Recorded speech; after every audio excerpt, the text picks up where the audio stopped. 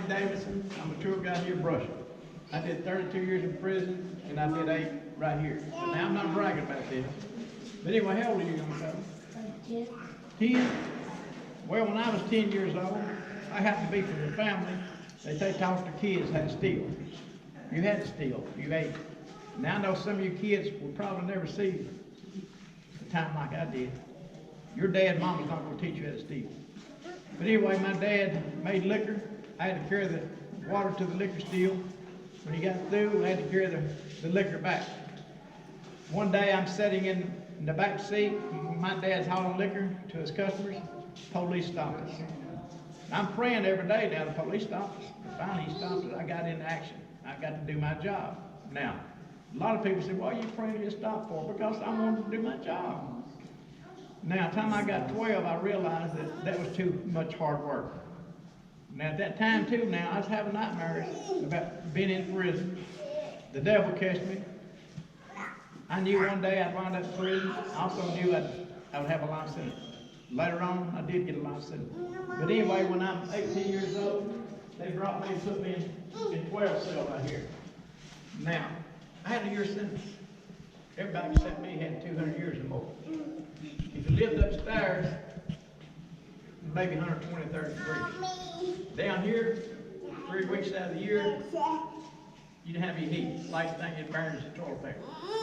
40 inmates at a time had to go over there and strip naked and take a shower in front of each other. I'm not going to tell that soap story, folks, but I never dated a drop of a bar soap. Later on, the inmates sued the state. They made them put 2-man shower on every wall. Now, here, has anybody ever been in an armed services? In there, they make you buff, box, sweep every day, wax. In here, we kept this place clean. You can see your shadow. Every 2 or 3 years, fresh coat of paint. And some of these inmates here, their job was to keep this clean. Somebody stepped on that floor when they're cleaning, they'll kill you. I saw a guy almost lose his life with that one time. But anyway, you always had a cellmate. At one time, they had four people in this cell. Now, I met some famous people here, folks, in prison. I'm not going to mention 1 or 2 of them. Y'all know Big John Tate, used to be the world championship boxer. Yes. He and I became good friends. Big John got on drugs real bad. They brought him here, folks. He's the most humblest person I've ever met in my life. He got his 4th grade certificate here. You should have seen him. He's so proud like he'd finished high school. One time he got out and he called me when we come to the projects in Knoxville, dangerous place, to get him. A group of gang members had jumped on him and robbed him. Didn't know who he was, beat him up. I sent a friend of mine on the taxi cab up there to pick him up. A few months later, he called me. He wanted to take me out to eat. Now he's getting an SSI check. Y'all know what that is? That's a disability check. He's going to take me to Hardee's. 3 or 4 days before I got up there, he had a car wreck and killed himself. Then we used to have a football player named Tony Robinson. Y'all remember Tony? Played football for UT. He came through here, had a hard time. Then we had, anybody from around Morristown? We had an inmate here named Frankie Randall. Frankie Randall, when he got out, he became a world championship lightweight boxer. He still lives in Morristown somewhere. I don't think he's boxing anymore. But I met him. 32 years I've been in prison, folks. I met a lot of boxers, basketball players, football players. You know what all of them tell me? They would have been in a penitentiary if they hadn't been in sports. And that's true. They would have been. Then the most famous prisoner I met here, James Earl Ray. I'm going to talk a lot about him today. Basically, 50% of my story will be based on James Earl Ray. That's because I knew him a lot. I was the inmate lawyer here when he was here. Now, I had these jobs where at 6:30 in the morning, an officer turned his key and let me go. I don't need no pass. Most inmates will need a pass. Now, I had to work myself up for these years. If you're out an hour a day exercising, if you're out any further, you must be working. But me, I got a pass. I go to where I want to. Now, that means that I'm going to where I want to. That means I'm going to commit more crimes while I'm here. Remember, you'll commit more crimes. I know some of y'all don't hear that, but that's where it is, the penitentiary. You'll commit more crimes right here than you do on the street. Now,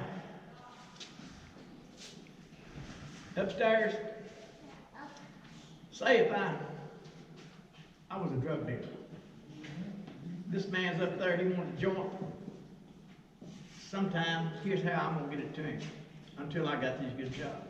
He's gonna send a string, prop line, or piece of wire, or rope down here. I'm gonna tie it on and send it back. That's how they move stuff in the penitentiary. But if you got a job like me, you can get around. Now, a lot of people, like I say, very few people leave here without committing a crime. You don't hardly ever see them. You can't see them. They're not going to tell you, and you don't want to hear that on the news. Nobody's going to tell you that. But anyway, y'all follow me. I've got a lot of stories.